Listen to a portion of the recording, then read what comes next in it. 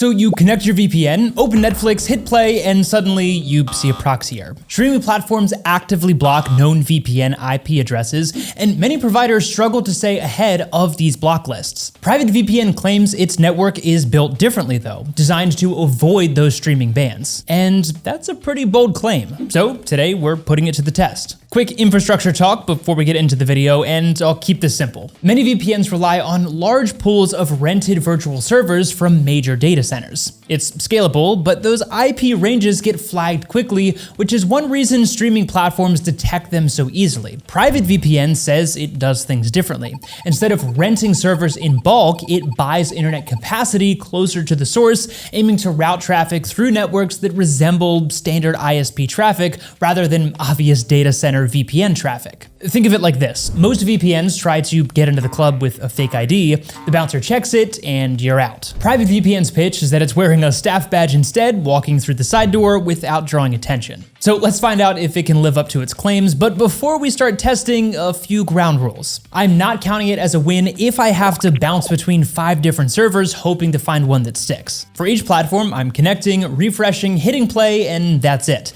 If it throws a proxy error, forces me to switch protocols, or drops quietly even for a few minutes, then that's a red flag. And if it works, I'm watching for what actually matters: load times, HD or 4K stability, and consistency when skipping around. I think that's enough theory. Let's test what actually matters: streaming performance. I started with Netflix US, connected on default settings, refreshed, hit play, and everything behaved normally, which is good. No proxy error, no warning screen. It loaded in HD immediately and ramped up to 4K within seconds. And playback stayed stable even when skipping through scenes. Then I switched to Netflix UK and it showed the same results as the first server, no hopping around.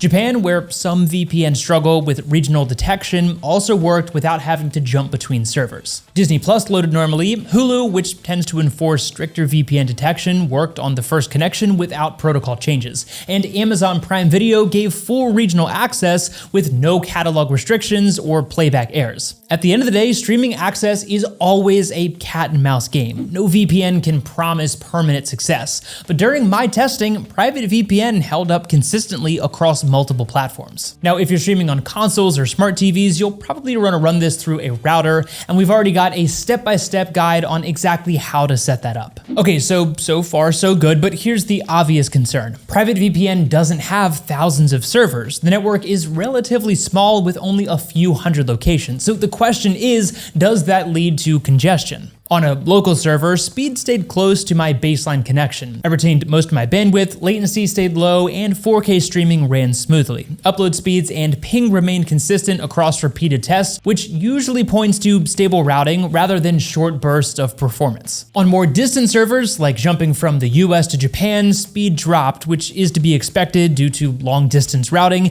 and additional network hops. But even then, performance stayed fast enough for HD and 4K streaming without buffering. And I didn't run into congestion issues during testing. That said, with a smaller network, performance can depend more on where you're connecting from compared to massive providers. In real-world use though, it didn't feel like a budget VPN. It felt stable, and while WireGuard is supported, it isn't always a simple in-app toggle on every platform, so setup can be slightly less streamlined than some bigger VPNs. And if you want a deeper breakdown on how WireGuard works and why it affects speed, then we've covered that in a separate dedicated video that I'll also link to down below. Okay, now let's talk about something that a lot of people often overlook: security and jurisdiction.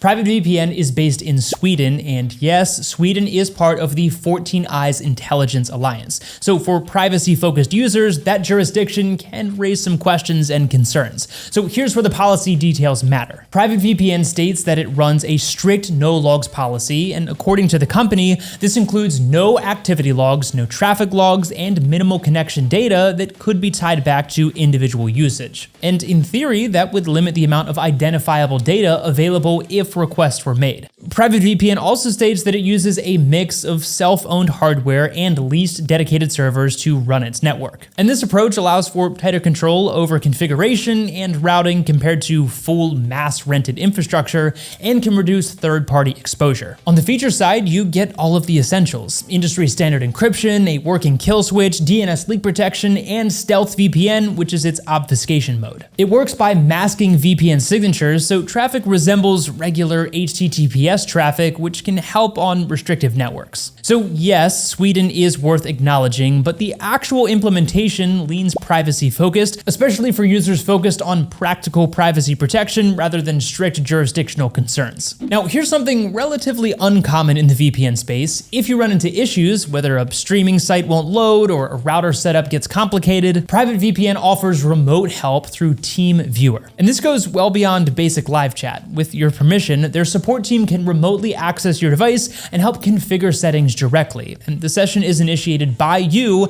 and can be closed at any time, which helps keep the process controlled. That level of hands-on support is rare among VPN providers. Most VPNs send you a help article and leave you there to just figure it out yourself. Whereas PrivateVPN can guide you through the entire setup process or assist you directly if needed, and that kind of hands-on support can be incredibly useful. So here's where the value comparison really starts to stand out. PrivateVPN is usually around $2 a month on the longer-term deals, noticeably cheaper than most major VPNs on long-term plans. But when you look at the actual streaming performance on various Netflix regions, Hulu, Disney+, and Prime, PrivateVPN holds its ground surprisingly well for a smaller provider. Larger services often prioritize massive server networks and feature-heavy apps. PrivateVPN trades some of that polish for a smaller, more tightly controlled network that stays under streaming block list more consistently. So no, you're not getting the biggest app or the longest server list, but you are getting reliable playback. So here's the bottom line.